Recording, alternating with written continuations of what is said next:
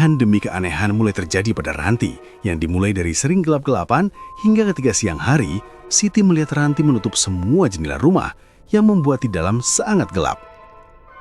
Tepat ketika tengah malam, Bayu yang baru pulang dari rutinitasnya menyambung ayam meminta Siti untuk memasakkan mie untuknya.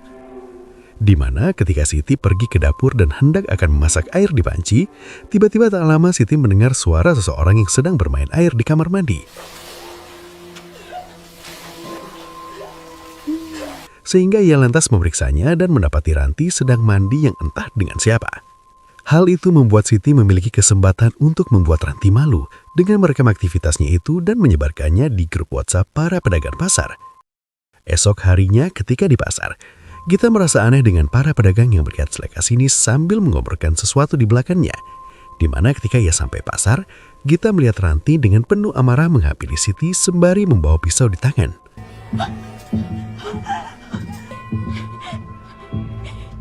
Aku yang sebarin videonya. Kenapa?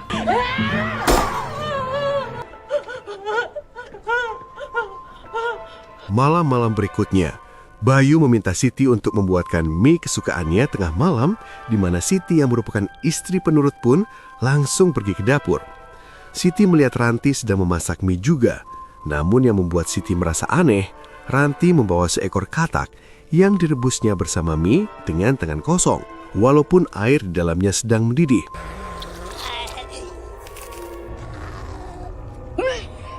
Selesai memasak mie, Siti kemudian langsung membawanya ke kamar dan membangunkan Bayu yang malah tertidur pulas. Di mana ketika ia membuka selimut yang Bayu pakai, tiba-tiba Itu loh si Mbak Ranti.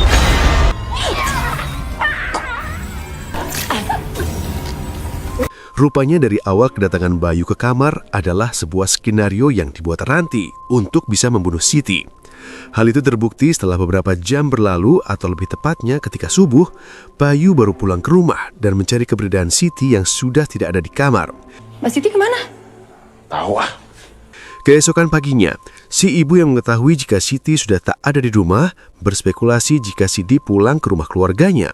Hal itu karena ia mendengar dari orang-orang pasar, ia menyebutkan Siti dan Ranti kemarin terlibat keributan, sehingga Gita langsung membela Ranti. Karena faktanya, Sitilah yang membuat hal itu bisa terjadi. Setelah Ranti dan yang lainnya pergi ke pasar dan hanya menyisakan si ibu, ia tiba-tiba menerima telepon dari Siti dan mendengar suara tangisannya.